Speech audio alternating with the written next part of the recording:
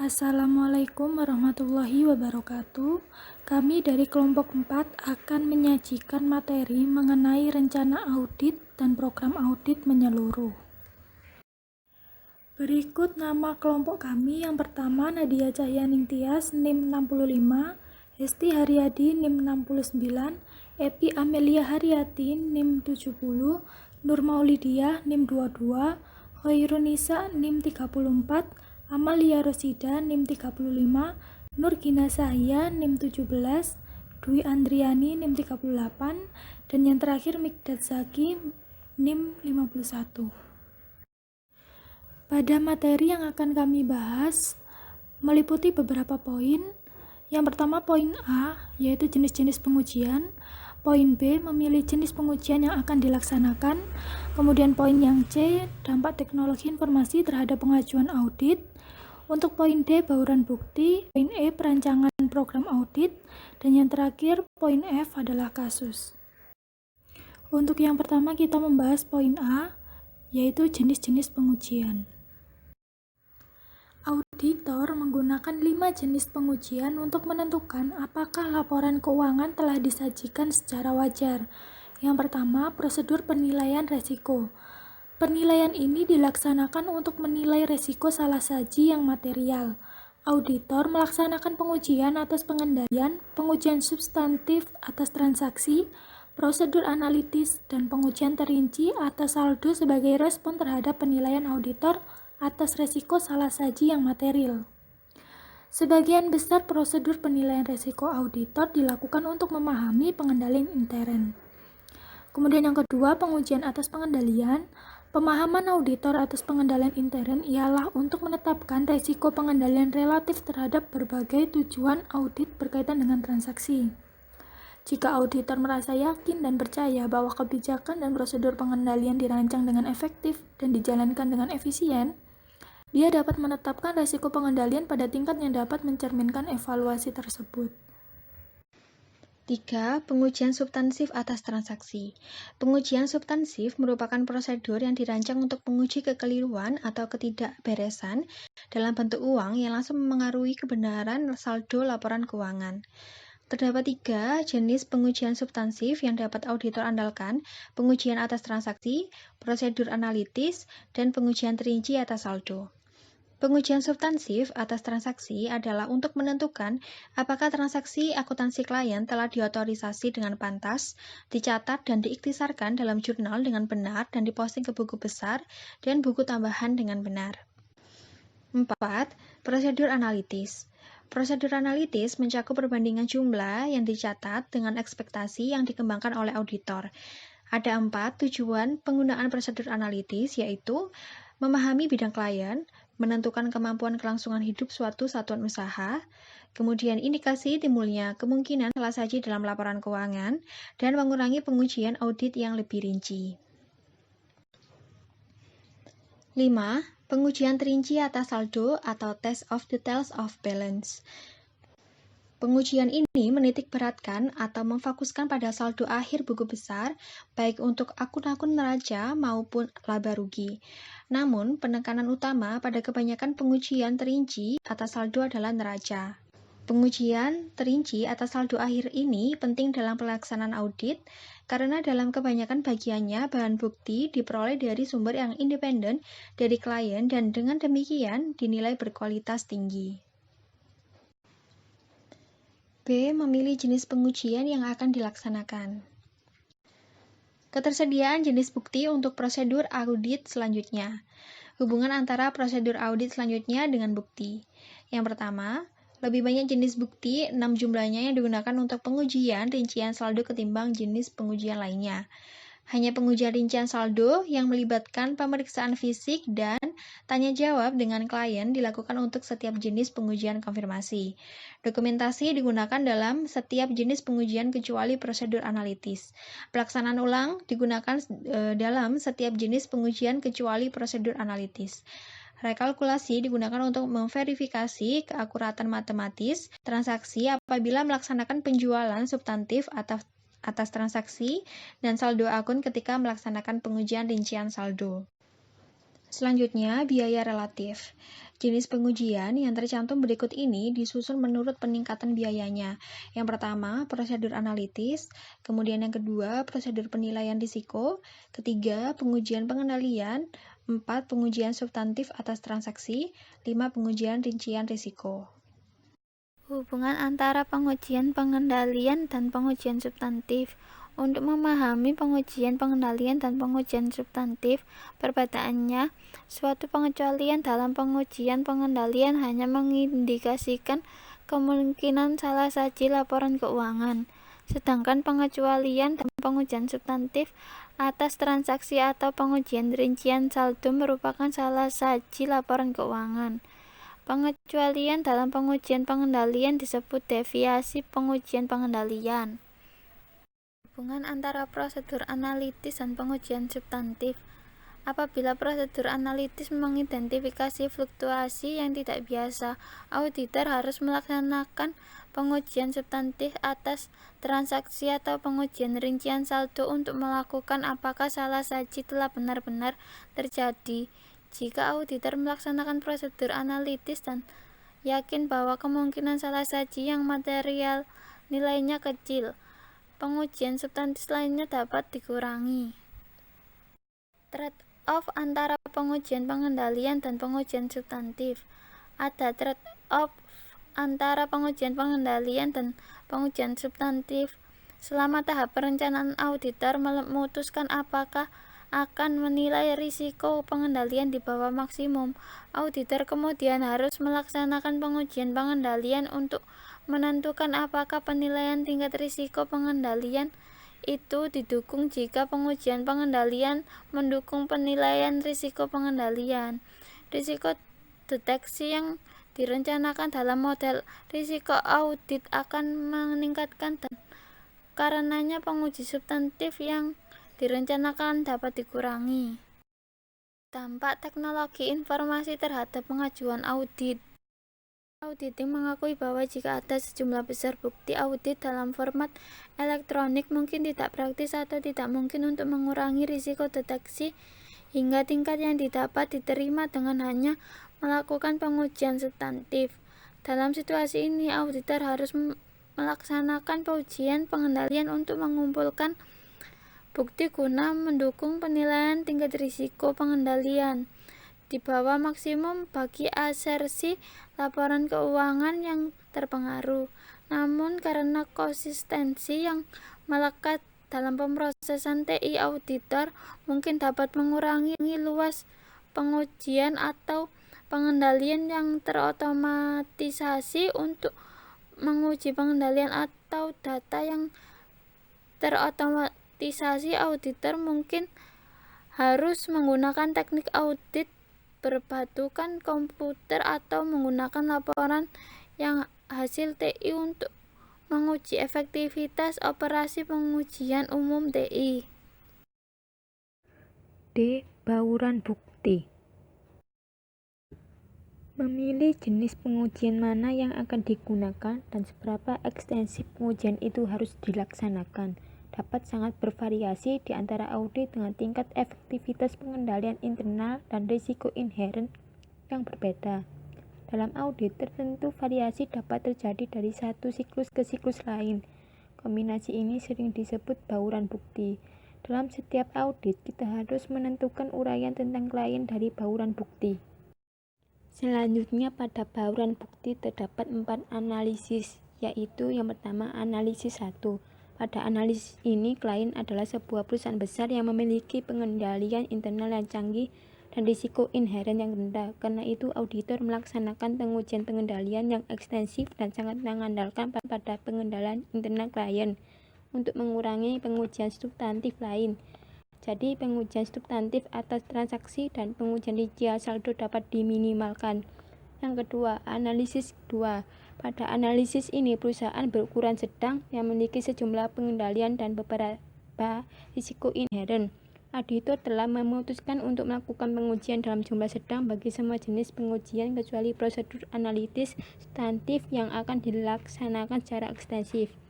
Yang ketiga, analisis 3. Pada analisis ini, perusahaan berukuran sedang tapi mempunyai segelintir pengendalian yang efektif dan risiko inheren yang signifikan. Manajemen mungkin telah memutuskan bahwa memiliki pengendalian internal yang lebih baik tidak efektif bagi segi biaya. Yang keempat, analisis 4. Pada analisis ini, rencana awal pada audit adalah mengikuti pendekatan yang digunakan dalam audit 2. Namun, auditor mungkin menemukan penyimpangan pengujian pengendalian yang ekstensif dan salah saji yang signifikan meskipun melakukan pengujian substantif atas transaksi dan prosedur analitis yang substantif. Perancangan program audit. Fokus dari perancangan program audit yaitu untuk memenuhi tujuan audit yang berkaitan dengan saldo dan transaksi. Selain itu, auditor juga akan merancang program audit untuk memenuhi tujuan audit yang berkaitan dengan penyajian dan pengungkapan. Selanjutnya, metodologi untuk merancang pengujian pengendalian dan pengujian substantif atas transaksi. Yang pertama, memahami pengendalian internal, kemudian menilai risiko pengendalian yang direncanakan, kemudian menentukan luas pengujian pengendalian, kemudian merancang pengujian pengendalian dan pengujian substantif atas transaksi untuk memenuhi tujuan audit yang berkaitan dengan transaksi. Dan ini dibagi menjadi 4, yaitu yang pertama prosedur audit, yang kedua ukuran sampel, yang ketiga item yang dipilih, yang keempat penetapan waktu. Luas pengujian pengendalian ditentukan oleh ketergantungan yang direncanakan pada pengendalian. Untuk perusahaan publik, pengujian harus mencukupi untuk mengeluarkan pendapat tentang pengendalian internal atas laporan keuangan. Prosedur audit. Auditor mengikuti pendekatan 4 langkah untuk mengurangi risiko pengendalian yang diperkirakan. Yang pertama, memberlakukan tujuan audit yang berkaitan dengan transaksi pada kelas transaksi yang diuji, seperti penjualan. Yang kedua, mengidentifikasi pengendalian kunci yang dapat mengurangi risiko pengendalian untuk setiap tujuan audit yang berkaitan dengan transaksi. Yang ketiga, mengembangkan pengujian pengendalian yang tepat bagi semua pengendalian internal yang digunakan untuk mengurangi penilaian pendahuluan atas risiko pengendalian di bawah maksimum atau pengendalian kunci. Yang terakhir, untuk jenis salah saji yang berkaitan dengan setiap tujuan audit yang berkaitan dengan transaksi, rancanglah pengujian substantif atas transaksi yang tepat. Dengan mempertimbangkan defisiensi dalam pengendalian internal dan hasil yang diharapkan dari pengujian pengendalian pada langkah ketiga. Selanjutnya, prosedur analitis. Tujuan pelaksanaan prosedur analitis yang pertama yaitu memahami bidang usaha klien.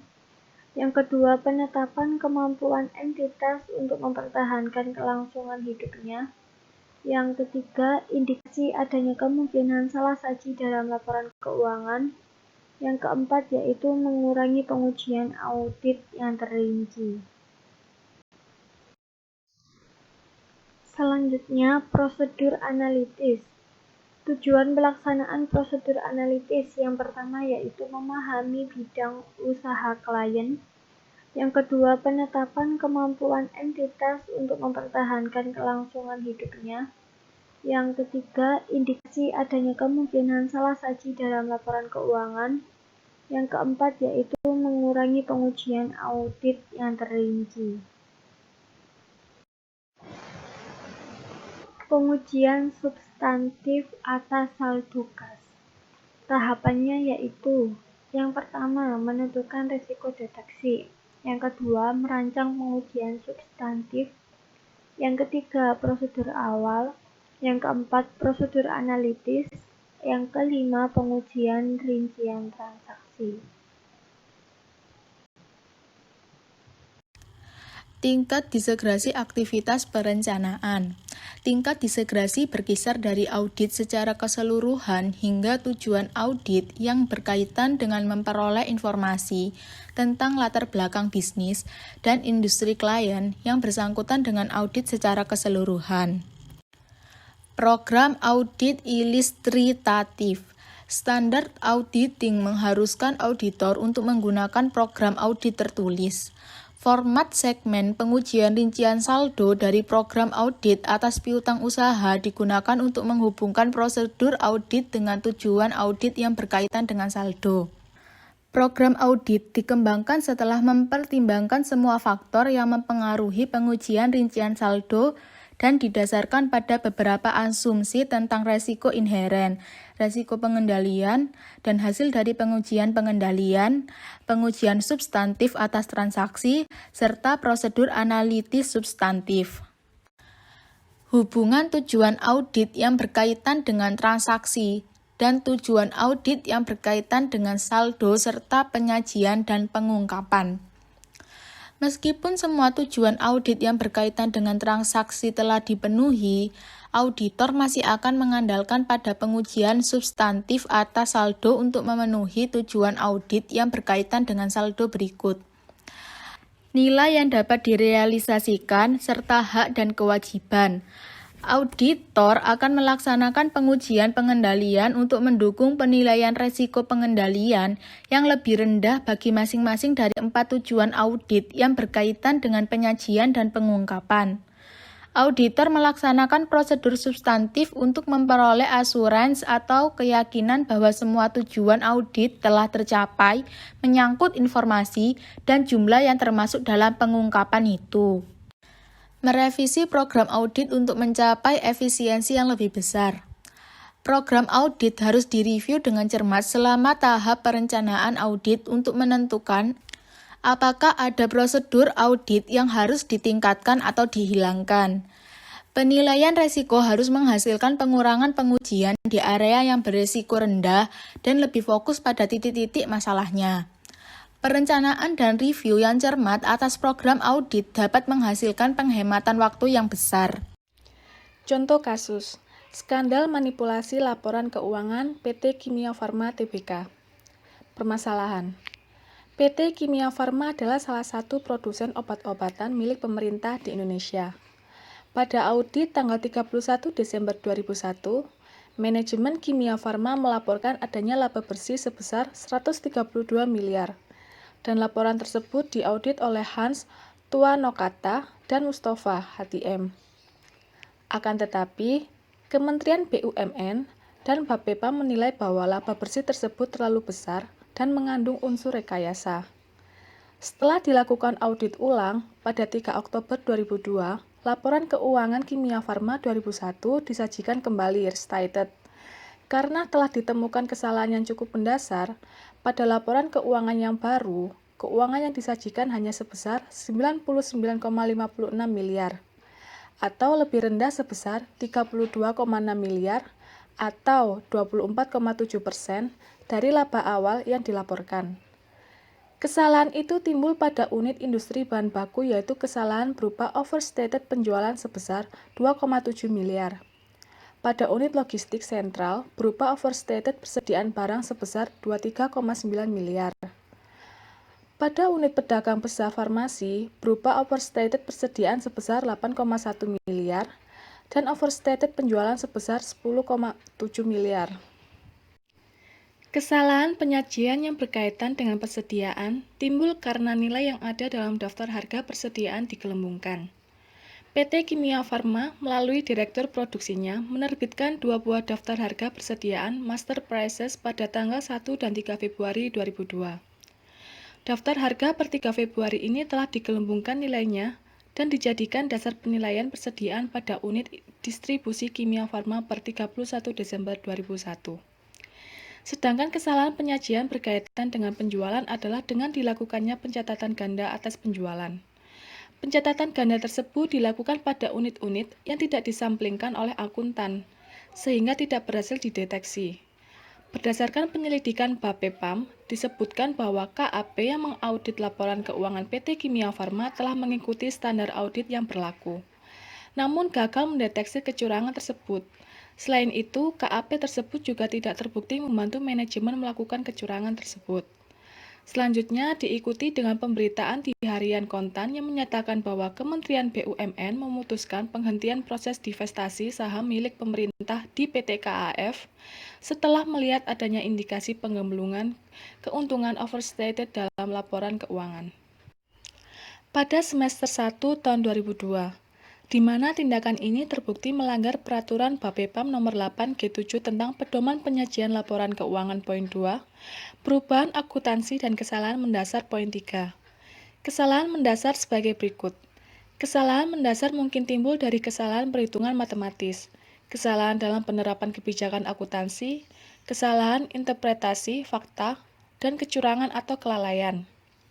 Dampak perubahan kebijakan akuntansi atau koreksi atas kesalahan mendasar harus diperlakukan secara retrospektif dengan melakukan penyajian kembali restatement untuk periode yang telah disajikan sebelumnya dan melaporkan dampaknya terhadap masa sebelum periode sajian sebagai suatu penyesuaian pada saldo laba awal periode. Pengecualian dilakukan apabila dianggap tidak praktis atau secara khusus diatur lain dalam ketentuan masa transisi penerapan standar akuntansi keuangan baru. Sanksi dan denda. Sehubungan dengan temuan tersebut, maka sesuai dengan pasal 102 Undang-Undang Nomor 8 Tahun 1995 tentang Pasar Modal Jo, pasal 61 Peraturan Pemerintah Nomor 45 Tahun 1995 Jo, pasal 64 Peraturan Pemerintah Nomor 45 Tahun 1995 tentang penyelenggaraan kegiatan di bidang pasar modal, maka PT Kimia Farma Persero Tbk dikenakan sanksi administratif berupa denda yaitu sebesar Rp500 juta.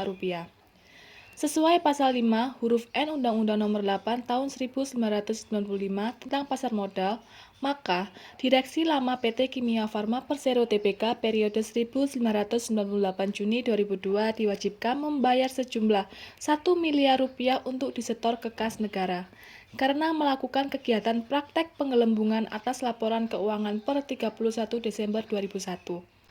Saudara Ludovicus Sensiwe, rekan KAP Hans Tuanokata, dan Mustafa selaku auditor PT Kimia Farma Persero Tbk diwajibkan membayar sejumlah Rp100 juta untuk disetor ke kas negara karena atas resiko audit yang tidak berhasil mendeteksi adanya penggelembungan laba yang dilakukan oleh PT Kimia Farma tersebut. Meskipun telah melakukan prosedur audit sesuai dengan standar profesional akuntan publik (SPAP) dan tidak diketemukan adanya unsur kesengajaan. Tetapi KAP HTM tetap diwajibkan membayar denda karena dianggap telah gagal menerapkan persyaratan profesional yang disyaratkan di SPAP SA Seksi 110. Tanggung jawab dan fungsi auditor independen, paragraf 04 persyaratan profesional di mana disebutkan bahwa persyaratan profesional yang dituntut dari auditor independen adalah orang yang memiliki pendidikan dan pengalaman berpraktik sebagai auditor independen. Keterkaitan akuntan terhadap skandal PT Kimia Farma terbuka. Badan Pengawas Pasar Modal atau Bapepam melakukan pemeriksaan atau penyidikan baik atas manajemen lama direksi PT Kimia Farma terbuka ataupun terhadap akuntan publik Hans Tuanakota dan Mustafa atau HTM. Dan akuntan publik Hans Tuanakota dan Mustafa harus bertanggung jawab karena akuntan publik ini juga yang mengaudit Kimia Farma tahun buku 31 Desember 2001 dan dengan yang interim 30 Juni tahun 2002. Pada saat audit 31 Desember 2001, akuntan belum menemukan kesalahan pencatatan atas laporan keuangan. Tapi setelah audit interim 2002, akuntan publik Hans Tuanakota dan Mustafa atau HTM menemukan kesalahan pencatatan atas laporan keuangan. Sehingga Bapepam sebagai lembaga pengawas pasar modal bekerja sama dengan Direktorat Akuntansi dan Jasa Penilai Direktorat Jenderal Lembaga Keuangan yang mempunyai kewenangan untuk mengawasi para akuntan publik untuk mencari bukti-bukti atas keterlibatan akuntan publik dalam kesalahan pencatatan laporan keuangan pada PT Kimia Farma terbuka untuk tahun buku 2001. Namun dalam hal ini Seharusnya akuntan publik bertindak secara independen karena mereka adalah pihak yang bertugas memeriksa dan melaporkan adanya ketidakwajaran dalam pencatatan laporan keuangan. Dalam UU Pasar Modal 1995 disebutkan apabila ditemukan adanya kesalahan selambat-lambatnya dalam 3 hari kerja, akuntan publik harus sudah melaporkannya ke Bapepam. Dan apabila temuannya tersebut tidak dilaporkan, maka auditor tersebut dapat dikenai pidana karena ada ketentuan yang mengatur bahwa setiap profesi akuntan itu wajib melaporkan temuan kalau ada emiten yang melakukan pelanggaran peraturan pasar modal. Sehingga perlu dilakukan penyajian kembali laporan keuangan PT Kimia Farma terbuka. Dikarenakan adanya kesalahan pencatatan yang mendasarkan, tapi kebanyakan auditor mengatakan bahwa mereka telah mengaudit sesuai standar profesional akuntan publik. Akuntan publik Hans Tuanakota dan Mustafa ikut bersalah dalam manipulasi laporan keuangan karena sebagai auditor independen akuntan publik Hans Tuanakota dan Mustafa atau HTM seharusnya mengetahui laporan-laporan yang auditnya itu apakah berdasarkan laporan fiktif atau tidak. Kesalahan pencatatan laporan keuangan Kimia Farma tahun 2001. Badan Pengawas Pasar Modal atau Bapepam menilai kesalahan pencatatan dalam laporan keuangan PT Kimia Farma Tbk tahun buku 2001 dapat dikategorikan sebagai tidak pidana di pasar modal. Kesalahan pencatatan itu terkait dengan adanya rekayasa keuangan dan menimbulkan pernyataan yang menyesatkan pada pihak-pihak yang berkepentingan. Bukti-bukti tersebut antara lain adalah kesalahan pencatatan apakah dilakukan secara tidak sengaja atau memang sengaja diniatkan. Tapi bagaimanapun pelanggarannya tetap ada karena laporan keuangan itu telah dipakai investor untuk bertransaksi. Seperti diketahui, perusahaan farmasi itu sempat melansir laba bersih sebesar 132 miliar rupiah dalam laporan keuangan tahun buku 2001. Namun, Kementerian Badan Usaha Milik Negara selaku pemegang saham mayoritas mengetahui adanya ketidakberesan laporan keuangan tersebut sehingga meminta akuntan publik Kimia Farma yaitu HTM menyajikan kembali laporan keuangan Kimia Farma 2001. HTM sendiri telah mengkoreksi laba bersih Kimia Farma tahun buku 2001 menjadi 99 miliar. Koreksi ini dalam bentuk penyajian kembali laporan keuangan itu telah disepakati para pemegang saham Kimia Farma dalam rapat umum pemegang saham luar biasa. Dalam rapat tersebut akhirnya pemegang saham Kimia Farma secara aklamasi menyetujui tidak memakai lagi jasa HTM sebagai akuntan publik. Dampak terhadap profesi akuntan. Aktivitas manipulasi pencatatan laporan keuangan yang dilakukan manajemen tidak terlepas dari bantuan akuntan. Akuntan yang melakukan hal tersebut memberikan informasi yang menyebabkan pemakai laporan keuangan tidak menerima informasi yang fair. Akuntan sudah melanggar etika profesinya. Kejadian manipulasi pencatatan laporan keuangan yang menyebabkan dampak yang luas terhadap aktivitas bisnis yang tidak fair membuat pemerintah campur tangan untuk membuat aturan yang baru yang mengatur profesi akuntan dengan maksud mencegah adanya praktik-praktik yang akan melanggar etika oleh para akuntan publik. Dari kasus di atas, ada pembahasan dari kelompok kami. Poin-poin yang timbul setelah analisis. Yang pertama, PT Kimia Farma sebagai perusahaan pemerintah telah terbukti melakukan rekayasa dalam pelaporan keuangannya. Hal ini terindikasi oleh kementerian terkait serta Bapepam dari adanya salah saji yang sangat material pada laporan keuangannya, di mana tindakan ini terbukti melanggar peraturan Bapepam nomor 8 G7 tentang pedoman penyajian laporan keuangan poin 2. Yang kedua, kesalahan saji tersebut berasal dari berbagai pos yang overstate yang mungkin terjadi karena memang sengaja dilakukan oleh pihak internal perusahaan dengan tujuan tertentu. Poin yang ketiga, berdasarkan penyelidikan Bapepam, disebutkan bahwa KAP yang mengaudit laporan keuangan PT Kimia Farma telah mengikuti standar audit yang berlaku, namun gagal mendeteksi kecurangan tersebut. Selain itu, KAP tersebut juga tidak terbukti membantu manajemen melakukan kecurangan tersebut. 4. Untuk sanksi dan denda yang dikenakan menurut undang-undang terkait, maka disebutkan bahwa A. PT Kimia Farma harus membayar denda sebesar 500 juta rupiah. Hal tersebut menurut peraturan pemerintah mengenai penyelenggaraan kegiatan di bidang pasar modal. B. Direksi lama PT Kimia Farma diharuskan membayar 1 miliar rupiah ke kas negara. Hal tersebut menurut Undang-Undang Nomor 8 Tahun 1995 Pasal 5 huruf N. C. Auditor Kantor Akuntansi Publik Hans Tuanakota dan Mustafa harus membayar sebesar 100 juta rupiah ke kas negara karena telah dianggap gagal memenuhi dan menerapkan standar profesional yang disyaratkan oleh Standar Profesional Akuntansi Publik Seksi 110. Hal tersebut menurut Undang-Undang Nomor 8 Tahun 1995 Pasal 5 huruf N. Yang kelima, keterkaitan akun atau auditor dalam hal ini tidak terlalu dicurigai sebagai pihak yang aktif bekerja sama dengan kecurangan tersebut. Namun, Bapepam menilai bahwa akuntan publik tersebut tetap harus ikut bertanggung jawab karena akuntanlah yang bertugas memeriksa, mencari bukti-bukti, dan melaporkan adanya ketidakwajaran dalam pelaporan keuangan suatu entitas. Keenam, keterkaitan manajemen PT Kimia Farma dalam kecurangan ini telah sangat jelas terjadi dengan ditetapkannya mantan direksi lama sebagai tersangka kasus penggelembungan laba bersih perusahaan.